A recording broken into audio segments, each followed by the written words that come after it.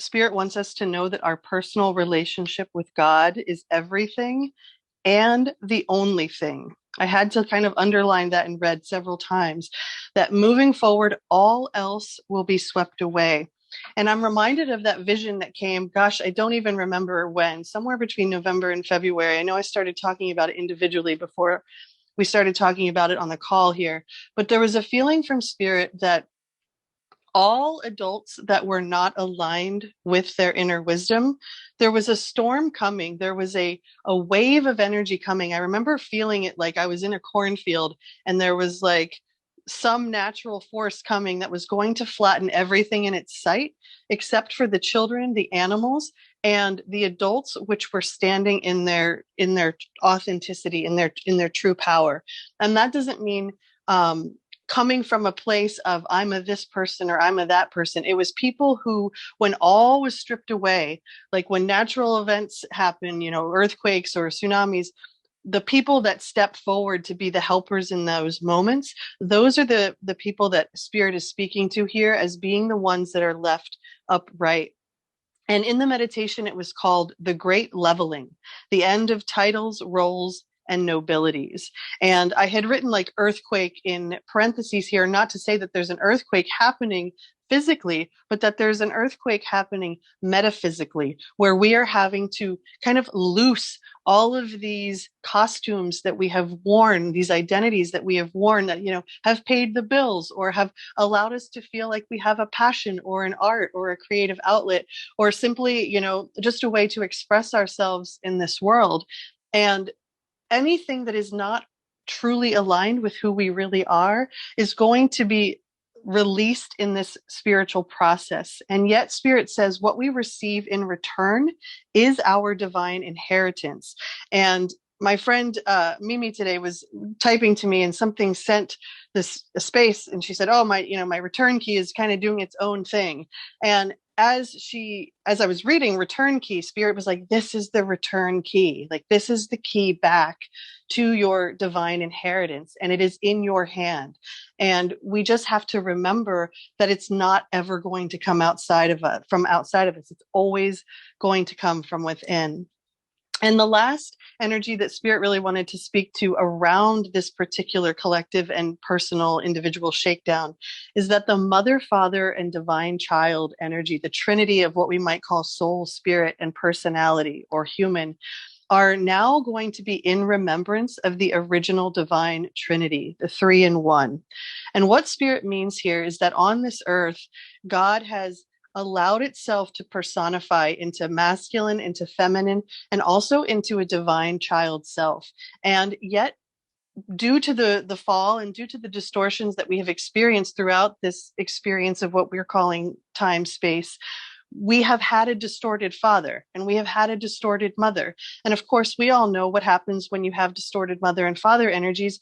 The child then has trauma, and we are all that divine child, and we are also all that mother and father. And so the 3 parts of ourselves are going to begin coming up from within us to allow us to know them. And they may not come in those names or even in those feelings, but we will know them as our own soul, spirit, and human parts that are merging together, as Spirit said, into that master self.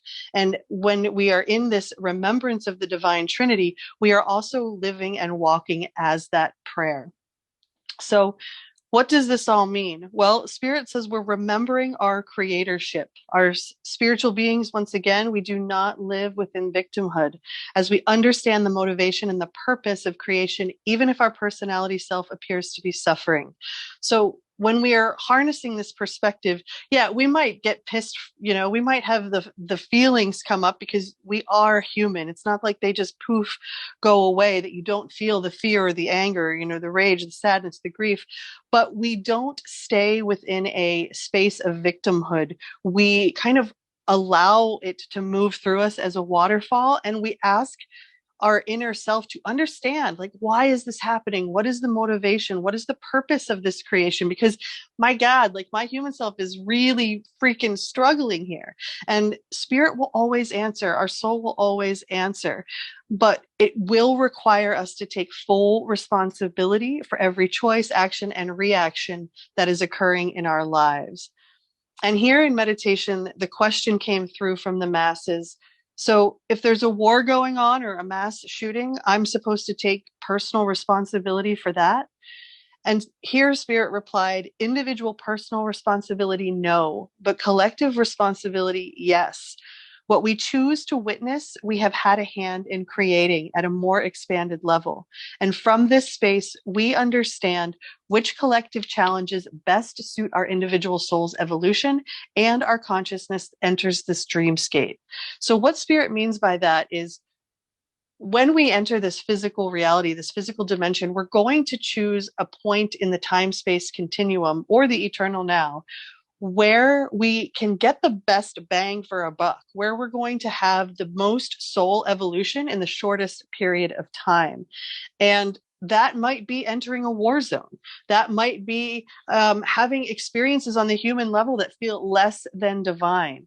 Spirit says, however, only those who choose the soul path of, quote, wearing the sins of the world will use their own personal will to transmute the greater collective karma and soul trauma, thus pulling all souls through the eye of the needle. And we hear about that often with who the collective calls Jesus. You know, Jesus died to save our sins. Well, what that really means is a master soul came and took all the debris that was shaken out of the rug and said, I'm going to clean this up for you guys, but please don't screw it up anymore because I'm out. Right. And we all know that people love getting stuff under that rug. So there are souls on this planet who have chosen the volunteer soul path of, quote, wearing the sins of the world. And for a time in their lives, you know, these are usually very empathic, sensitive, intuitive beings. They may feel overwhelmed or overburdened by this, you know, mission or duty. But once again, it goes back to, are you the creator of your life on every level? And if you are, maybe this is asking you to stand up and fight again. Maybe this is asking you to take on the perspective of an MMA fighter, you know, where you are knocked down, but if you're out, you're out, you know, like the prize is no longer yours.